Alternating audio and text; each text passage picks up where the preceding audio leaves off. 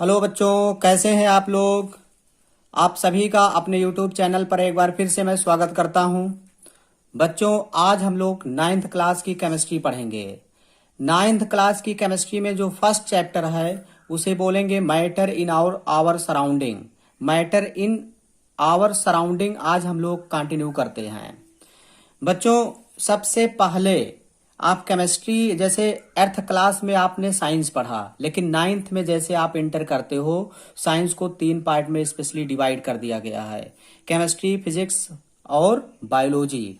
तो केमिस्ट्री हम लोग पढ़ेंगे। केमिस्ट्री में भी ये सारे चैप्टर आते हैं। तो केमिस्ट्री होता क्या है पहले आपको ये पता होना चाहिए। केमिस्ट्री को डिफाइन कैसे आप करेंगे, केमिस्ट्री को आप डिफाइन कैसे करेंगे। तो केमिस्ट्री होता क्या है, डिफाइन करेंगे तो साइंस की ऐसी ब्रांच जिसके अंतर्गत हम लोग मैटर का स्टडी करते हैं, मैटर का कंपोजिशन, मैटर का प्रिपरेशन, मैटर की प्रॉपर्टी, मैटर का स्ट्रक्चर, तो उसे हम केमिस्ट्री बोलते हैं। तो chemistry is a branch of science, chemistry is a branch of science. Chemistry is a branch of science which deals with the study of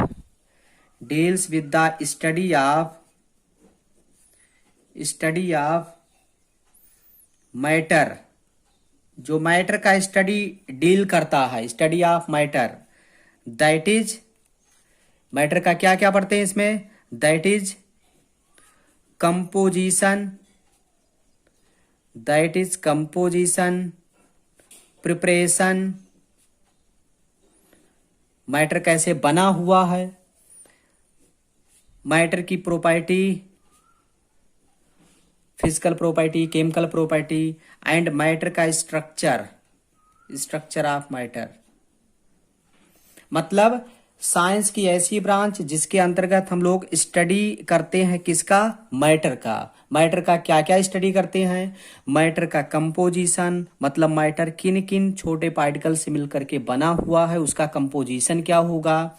matter का preparation, मतलब मैटर को कैसे बनाया जा सकता है, किस प्रोसेस से मैटर को हम बना सकते हैं। मैटर भी कई टाइप के होते हैं, किसी भी मैटर को आप कैसे प्रिपेयर करोगे लेबोरेटरी में। मैटर का प्रॉपर्टी, मतलब मैटर का फिजिकल प्रॉपर्टी क्या होगा, केमिकल प्रॉपर्टी क्या होगा, एंड मैटर का स्ट्रक्चर, किसी भी मैटर का रियल स्ट्रक्चर क्या होगा। इन सभी को हम लोग साइंस के जिस ब्रांच में स्टडी करते हैं उसे बच्चों बोलते हैं केमिस्ट्री। अब मैटर क्या होता है, मैटर आप समझिए। तो हेडिंग बच्चों लिखिएगा matter.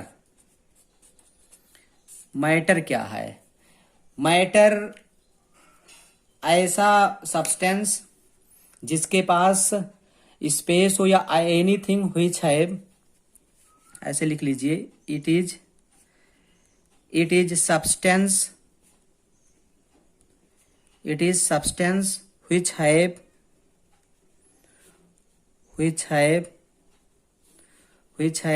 mass and occupies space।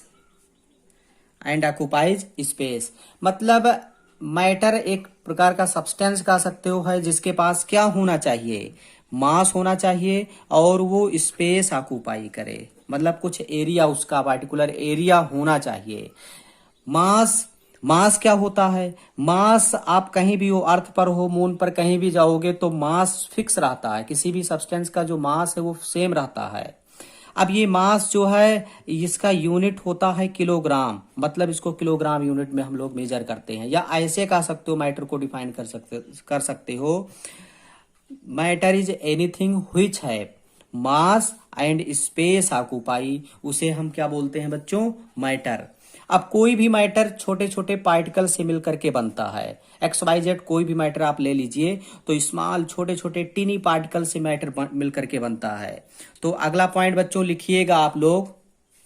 अगला पॉइंट,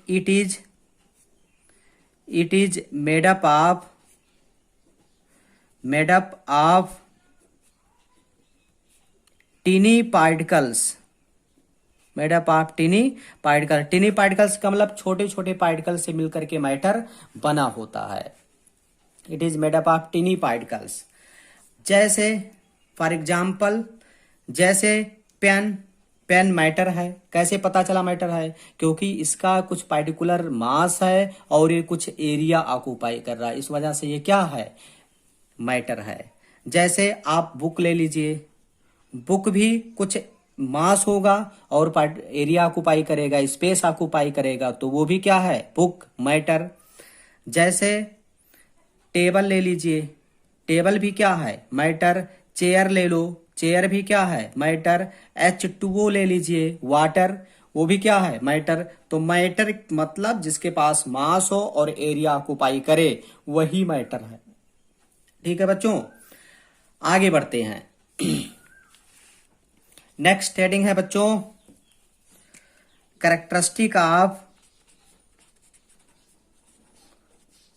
कैरेक्टरिस्टिक ऑफ पार्टिकल्स,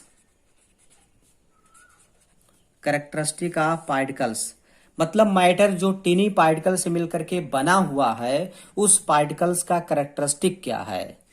तो फर्स्ट कैरेक्टरिस्टिक समझिएगा। First is they they are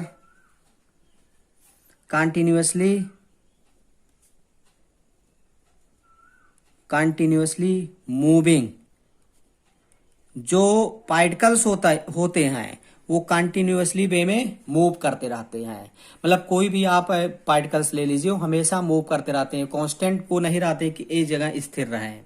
जैसे इसको हम लोग कैसे प्रूव कर सकते हैं, समझिएगा। जैसे मैं एक ग्लास ले लेता हूं, एक ग्लास हम लोग ले लेते हैं और इस ग्लास में वाटर डाल देते हैं, वाटर रखे हुए हैं, वाटर H2O इस ग्लास में है। अब अगर इस ग्लास में आप कलर डालते हो, कलर डाल दीजिए, चाहे रेड, कोई भी कलर, रेड, ग्रीन, कुछ भी अगर इसमें कलर आप डालोगे, या इंक डाल दीजिए आप, इंक जब डालोगे तो इससे क्या होगा? जैसे आप वाटर में कोई भी कलर इसमें मिक्स करोगे, ये वाटर में पूरी तरीके से स्प्रेड हो जाएगा कलर, मतलब पूरे वाटर में फैल जाएगा। पूरा हमारा वाटर जो है, जो कलर हम मिक्स करेंगे वाटर उसी कलर का हो जाएगा। इसका मतलब ये हुआ कि यहाँ जो वाटर के पार्टिकल्स थे, H2O पार्टिकल्स जो मॉलिक्यूल थे, वो इधर उधर मूव कर रहे हैं, तभी तो इस कलर को इधर उधर स्प्रेड कर रहे हैं। अगर ये मूव नहीं करता, कंटिन्यूअसली मूविंग में नहीं होते पार्टिकल्स, तो जो कलर हम डालते ये ऊपर ऐसे सरफेस पर यहीं इकट्ठा रहता, नीचे आता ही नहीं। समझ में आया? तो इससे ये प्रूव्ड होता है कि कोई भी जो पार्टिकल्स है वो कंटिन्यूअसली मूविंग में होते हैं। अब मूविंग में क्यों होते हैं? क्योंकि मूविंग में इसलिए होते हैं क्योंकि इन पार्टिकल्स की कुछ ना कुछ काइनेटिक एनर्जी होती है। काइनेटिक एनर्जी, काइनेटिक एनर्जी के वजह से जो पार्टिकल्स थोड़ा बहुत इधर उधर मूव करते रहते हैं। लेकिन जैसे टेम्परेचर बढ़ा दिया जाए, टेम्परेचर बढ़ाएंगे तो ये जो वाटर मॉलिक्यूल है इनका काइनेटिक एनर्जी और बढ़ेगा। काइनेटिक एनर्जी अगर बढ़ेगा तो इनका मूवमेंट और तेजी से होने लगेगा। तो बच्चों एक पॉइंट आप लिखिएगा, particles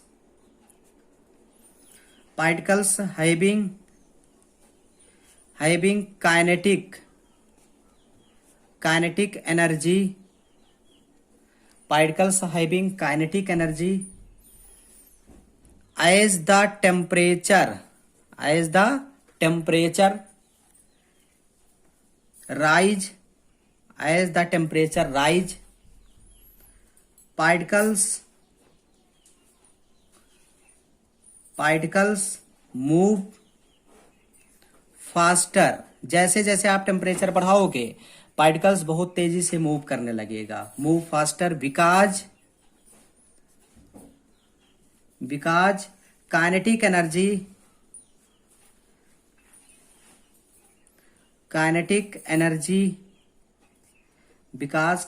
energy increases,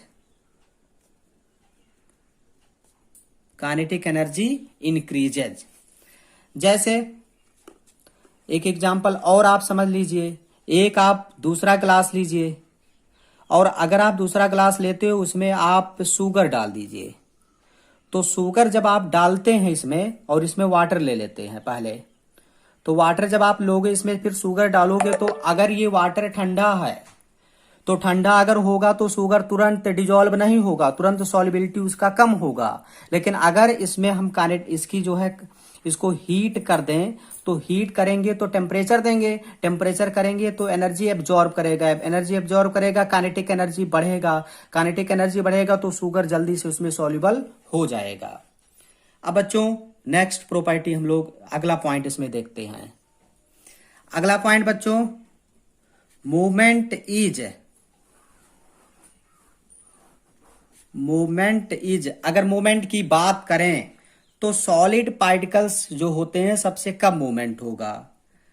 minimum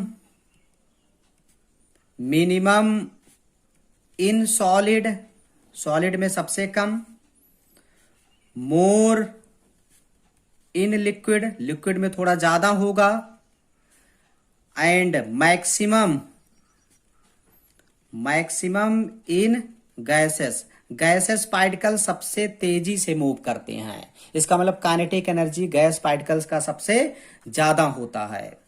second point बच्चों, जो पार्टिकल्स होते हैं उनकी सेकंड प्रॉपर्टी क्या है? सेकंड प्रॉपर्टी बच्चों है they having space between them, they having space between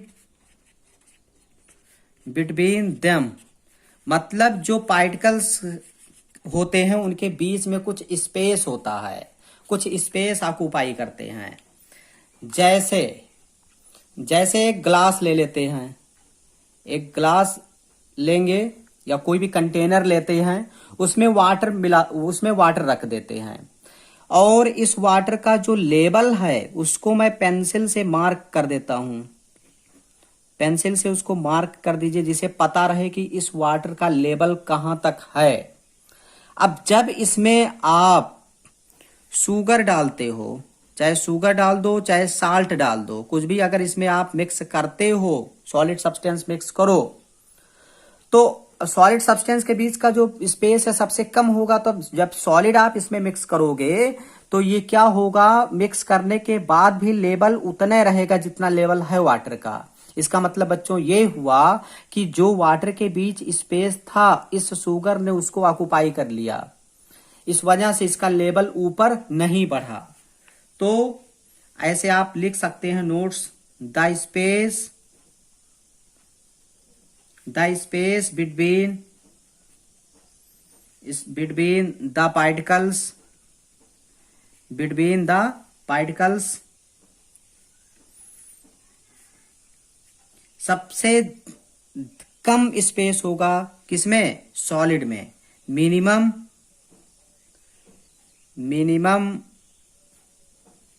in solid,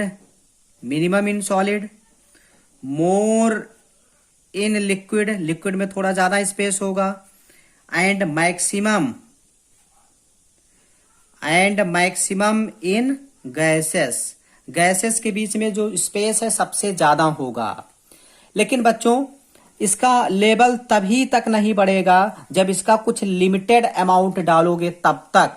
लेकिन मान लेते हैं इसका अनलिमिटेड अमाउंट डालते जा रहे हो तो वाटर का लेवल ऊपर बढ़ने लगेगा। क्यों?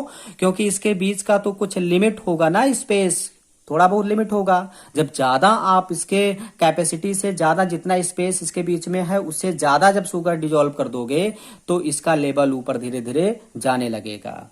बात समझ में आया बच्चों? आगे हम लोग बढ़ते हैं थर्ड पॉइंट देखिएगा बच्चों। Third is they attract each other, जो पार्टिकल्स होते हैं वो एक दूसरे को अट्रैक्ट करते हैं। दे अट्रैक्ट ईच अदर, जो पार्टिकल्स होते हैं वो एक दूसरे को अट्रैक्ट करते हैं। कैसे हम इसको प्रूव कर सकते हैं? जैसे बच्चों, जैसे आप एक ले लीजिए वाटर टैंक, और उसमें ऐसे नल टाइप का लगा होता है, आपको पता है। और यहाँ एक कंट्रोलर लगा है और वाटर टैंक इधर है। ठीक, अब क्या होगा, जैसे आप इसको ऑन करोगे वाटर नीचे गिरने लगेगा। वाटर भी तो मैटर ही है, उसमें पार्टिकल्स होंगे। तो जब नीचे गिरने लगेगा वाटर या लिक्विड सब्सटेंस कुछ भी भरोगे, नीचे जब आएगा तो आप क्या करिए, इसके जो माउथ है, इसके माउथ पर कुछ भी पार्टिकल्स वगैरह रख दीजिए, कोई भी मतलब रॉड टाइप का या फिंगर आप रख दीजिए, कुछ भी रख दीजिए। तो ये जो सब्सटेंस है, जो मैटर या लिक्विड स्टेट वाला जो नीचे आ रहा है, ये इधर आ जाएगा ऐसे और इधर जाने लगेगा। लेकिन ऐसा नहीं है कि ऐसे अलग अलग गिर जाए, फिर ये बाद में आकर के ऐसे अपने आप को मिक्स कर लेगा ऐसे। इसका मतलब बच्चों ये हुआ कि यहां थोड़ा सा हमने डिस्टरबेंस रखा बीच में, फिर भी थोड़ा तो ये गैप हुआ, लेकिन बाद में फिर आकर के अट्रैक्ट होकर के नीचे गिर रहा है। इसका मतलब यही हुआ कि इसके जो पार्टिकल्स हैं, इसके जो पार्टिकल्स भरे हुए हैं इसमें, इन पार्टिकल के बीच में फोर्स ऑफ अट्रैक्शन है, तभी तो एक दूसरे के साथ मिलकर के नीचे गिर रहे हैं। अगर फोर्स ऑफ अट्रैक्शन नहीं होता तो यहां लगाते ही तुरंत इधर उधर जो है फैल जाते। ठीक है, तो इससे ये क्लियर होता है बच्चों कि जो पार्टिकल्स होते हैं उनके बीच में कुछ ना कुछ फोर्स ऑफ अट्रैक्शन होता है। ऐसे कोई भी मेटल ले लो, रॉड ले लो, तो अब कोई भी मान लेते हैं आयरन रॉड ले लें, तो इसको जब हम पीटते हैं, कट करते हैं, तो आसानी से कटता नहीं है, क्योंकि उनके बीच में फोर्स ऑफ अट्रैक्शन लगता है। फोर्स ऑफ अट्रैक्शन के वजह से ही बंधे हुए हैं। अगर फोर्स ऑफ अट्रैक्शन नहीं होता तो आपस में ये रुकते ही नहीं, एटम एटम दूर चले जाते तो उनके बीच में फोर्स ऑफ अट्रैक्शन नहीं होता तो एग्जिस्ट ही कोई मतलब बड़ा सा कंपाउंड या सब्सटेंस एग्जिस्ट ही नहीं करता। इसलिए फोर्स ऑफ अट्रैक्शन सारे लोगों में होता है। किसी में फोर्स ऑफ अट्रैक्शन कम होता है, किसी में फोर्स ऑफ अट्रैक्शन ज्यादा होता है। तो इसमें बच्चों हम लोग लिख सकते हैं, पॉइंट वाइज नोट्स लिख सकते हैं। क्या, द फोर्स ऑफ अट्रैक्शन अगर देखा जाए, द फोर्स ऑफ अट्रैक्शन सबसे ज्यादा होता है सॉलिड में, मैक्सिमम इन सॉलिड में सबसे ज्यादा, इंटरमीडिएट इन लिक्विड में तो इंटरमीडिएट टाइप का होता है, एंड थर्ड इज नेग्लिजिबल